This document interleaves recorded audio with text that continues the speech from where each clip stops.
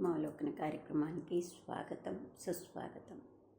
Welcome to our channel ఆత్మావలోకనం. యథావిధిగా మనం ఆత్మావలోకనంలో ఒక మంచి మాటను గుర్తు చేసుకుంటుంటాం. ముందుగా సంక్రాంతి శుభాకాంక్షలు అందరికీ. సంపదలు ఎన్ని ఉన్నా ఆ సంపదలతో పాటు సంతోషం కూడా ఉంటేనే ఆ సంతోషం అనే సంపద మనకు తోడుగా ఉన్నప్పుడే అన్ని సంపదలను అనుభవించగలుగుతాం. కాబట్టి అందరి ఇంట ఆ సంతోషాల సంపద ఉండాలని, వెళ్ళి విరియాలని కోరుకుంటూ అందరికీ వన్స్ అగైన్ సంక్రాంతి శుభాకాంక్షలు. ఈరోజు నేను నా మనసుకు అనిపించిన ఒక భావనను సంక్రాంతి సందర్భంగా అందరితో షేర్ చేసుకుంటున్నాను. సంక్రాంతి అంటేనే ఒక సాంప్రదాయమైన పండుగ, వేడుక కూడా. ఎందుకు అంటారా, అది ఒకటి కాదు, ముగ్గుల్ని గుర్తు చేస్తుంది. అంటే వాకిళ్ళు, ముంగిళ్ళు ఎంత ఆహ్లాదకరంగా ఉంటాయి అనేది గుర్తు చేస్తుంది.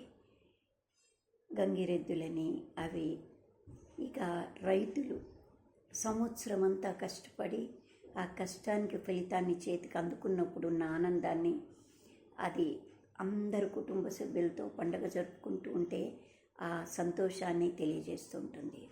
అందుకే రైతు ఎప్పుడు కళకళలాడుతుంటేనే దేశం కూడా సుభిక్షంగా ఉంటుంది. అందుకని రైతులందరికీ కూడా కృతజ్ఞతలు అందరి తరఫున. ప్లస్ అందుకే జై జవాన్ జై కిసాన్ అంటుంటారు కదా, అది సత్యం. దేశాన్ని వాళ్ళు రక్షిస్తారు. అందరికీ అన్నాన్ని పండించి అందరి ఇంట సంతోషాన్ని నింపేవాళ్ళు రైతు. ఇదే కాకుండా నాకు సోషల్ మీడియాలో ఎన్నో మామూలుగా అంటే మనకు నచ్చనివి కూడా వస్తూ ఉంటాయి. కానీ మనము మంచిని, మంచి మాటని, మంచి ఇదిని వెతుక్కొని చూసుకోగలిగితే మనకు కూడా కొన్ని మంచి విషయాలు తెలుస్తూ ఉంటాయి. మనం మంచి చెప్పేవారిని, మనకి అంటే పురాణాల గురించి, మన పురాతన సాంప్రదాయాన్ని గురించి, మన అలవాట్ల గురించి, మన సంస్కృతి గురించి చెప్పేవాళ్ళు కొందరు మహాత్ములు ఉన్నారు. వారందరికీ కూడా మన అందరి తరఫున కృతజ్ఞతలు. ఎందుకంటే వాళ్ళు లేనప్పుడు మన భావితరాలకు కానీ మనకు కూడా ఎన్నో మనకు ఆవగించంతే తెలుసు. కానీ తెలియని విషయాలు ఎన్నో వారి వల్ల మనం తెలుసుకుంటుంటాం రోజు. కానీ వారిలో ఈ మధ్య సోషల్ మీడియాలో కొన్ని విని చాలా కష్టంగా, బాధగా అనిపించింది. నేను ఎక్కువ వ్యూవర్స్ లేని ఒక యూట్యూబర్ని. నేను కూడా వీడియోస్ చేస్తూ ఉంటాను. కానీ అది నా మనసుకు శాంతినిచ్చేదానికి, నా మనసులో ఉండే భావన చెప్పుకోవడానికి ఆ మీడియాను వాడుకుంటున్నాను. అందుకని ఆ దాంట్లో నేను కొన్ని విషయాలు చూస్తే చాలా కష్టంగా అనిపించింది. గరికపాటి వారి గురించి కూడా చాలా అంటే వినకూడని విషయాలను విని చాలా కష్టం అనిపించింది. కానీ ఈ సంక్రాంతి రోజు నా భావాన్ని నేను ఎక్స్ప్రెస్ చేయాలనుకుంటున్నాను. మనిషి ఎవరూ పరిపూర్ణం కాదు. ఏదో అంటే ఎక్కడో చిన్న పొరపాటు జరిగితే దాన్ని గుర్తు చేసుకొని, దాన్ని సరిదిద్దుకొని మంచి గొప్ప ప్రయాణం చేసేవాడు మహాత్ముడే అవుతారు. అలానే వారి జీవిత విధానంలోకి ఎప్పుడో ఎన్నో ఏళ్ల నాటి గురించి మనందరికీ అంతగా అవసరం లేదు. అది పైగా సమాజానికి చేటు చేసేది కాదు, వాళ్ళ కుటుంబానికి ఇబ్బంది పెట్టేది. దాని గురించి మనం ఎక్కువ మాట్లాడుకోకుండా వారి అంటే మంచితనాన్ని, అంటే మంచి మనకు ప్రబోధించే విషయాలని, మనకు తెలిసిన పరిధిలో సమాజానికి ఎంతగా ఉపయోగపడారా అనేది మాత్రం మనము గమనించుకోవాలి. అది గమనించుకొని అలాంటి వాళ్ళు మనకు అవసరం. ఎందుకంటే అన్ని కనుమరుగవుతున్న రోజుల్లో అలాంటి వాళ్ళు ఉండబట్టే అవి ముందుకు సాగుతున్నాయి. చాలామంది చాగంటి వారు ఎన్నో చెప్తుంటారు. చాలామంది ఉన్నారు అలాంటి మహాత్ములు. పేర్లు చెప్పడానికి పోతే కొంతమంది చాలా మహాత్ములు ఉన్నారు. ఇంకా వాళ్ళ తర్వాత వచ్చిన వాళ్ళు కూడా చాలామంది వల్ల మనం చాలా విషయాలు తెలుసుకుంటున్నాం. కానీ అలాంటి వాళ్ళు మనకు అవసరం. ఇక ఆవిడ గురించి నాకు అనిపించింది, తప్పో ఒప్పో ఇబ్బందో ఏం, కొంచెం ఉన్నదాన్ని చిలికి చిలికి గాలివాన అంటాం కదా, అలా పెద్ద చేసుకొని వారిని నొప్పించి మనము నొప్పిపడి వారిని అభిమానించే వారిని నొప్పి పెట్టి అంత అవసరం లేదు. అందుకని ఈ సంక్రాంతి నుంచి మనం ఎవరిని మంచి ఏమొస్తోంది మనకు, మనం ఎంతవరకు పర్ఫెక్టు, ఒకరిని అనే అధికారం మనకుందా, అంత శక్తివంతులమా అని మనం గుర్తు చేసుకోవాలి. మార్పు అనేది సోషల్ మీడియా వల్ల రాదు.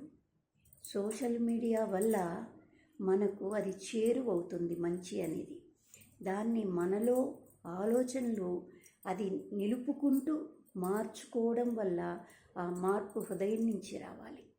అది వచ్చినప్పుడు ప్రతి ఒక్కరం కూడా విత్తు నుంచి పెద్ద వృక్షం అవుతుంది.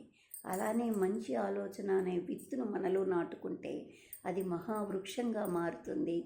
మనకు సేద తీరుస్తుంది, 100 మందికి ఓదార్పును సేద తీర్చే అవకాశాన్ని కల్పిస్తుంది, నీడనిస్తుంది. అలాంటి మార్పు రావాలి. అది మనసు నుంచే రావాలి. మనసు హాయిగా ఉన్నప్పుడు ఏ పనినైనా సాధించగలుగుతాము. అందుకని మనకు ఒక దారి కావాలి. కాబట్టి రోడ్డు బాగలేకపోతే గమ్యం ఎట్లా చేరలేము. మనకు చెప్పేవారు, మంచి మాట అందించేవాళ్ళు లేకపోతే మనం కోల్పోయేది చాలా ఉంటుంది. అందుకని ప్రయత్నం లేనప్పుడు సాఫల్యం ఎక్కడి నుంచి వస్తుంది? అందుకని మొదట ప్రయత్నాన్ని మొదలుపెట్టాలి. ఏ మంచి ప్రయత్నం ఉందో దాన్ని మనము అలవాటు చేసుకోగలగాలి. ఇక ఆరంభం ఒక అడుగుతోనే అంటారు కదా, అలానే ప్రతి ఒక్కరం కూడా మంచి అడుగుతో ఆరంభం చేస్తే అది సమాజానికి కూడా మనం పోయి సేవ చేయక్కర్లేదు. ఆ అందరి అడుగుల వల్ల సమాజం ఆటోమేటిక్గా బాగుపడుతుంది. ఆ దిశగా అందరము ఆలోచించాలని కోరుకుంటున్నాను. ఆవిడ ఇదివరకు బాధపడి ఉంటే, అమ్మ బాధపడద్దు, మన పొరపాట్లను మనమే సరిదిద్దుకుంటాము. భగవంతుడు ఉన్నాడు ప్రతిదానికి. ఎవరిని నిందించినంత మాత్రానే మనకు న్యాయం జరగదు. అందుకని నింద కన్నా మార్పును మనం కోరుకుంటూ మనకు మంచి జరగాలని మనము ప్రతి ఒక్కరము ఒకరికొకరు కోరుకుంటూ మనము కోరుకోగలిగితే హాయిగా ఉంటుంది. అందుకని ఈ సంక్రాంతి అందరికీ ఆనందాన్ని ఇవ్వాలని, ఆ మహాత్ములు మంచి చెప్పే వాళ్ళందరికీ కూడా వినూత్నంగా వాళ్ళకు శక్తి వచ్చి ఆయురారోగ్యాలుండి మనందరి తరఫున వారిని మనం కోరుకుందాం. ఎందుకంటే సమాజం బాగుండాలంటే మంచి వాళ్ళ అవసరం తప్పకుండా ఉంది.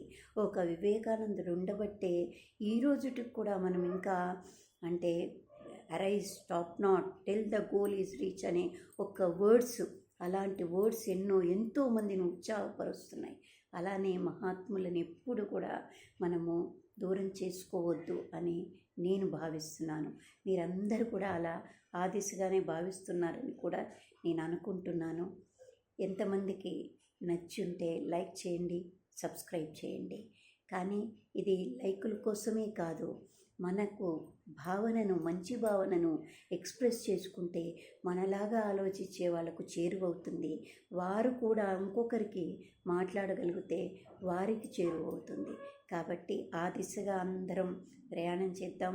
వన్స్ అగైన్ సంక్రాంతి శుభాకాంక్షలు. మనం అందరం ఆనందంగా, సంతోషంగా, సమాజం కూడా హాయిగా ఉండాలని కోరుకుంటూ థ్యాంక్ యూ.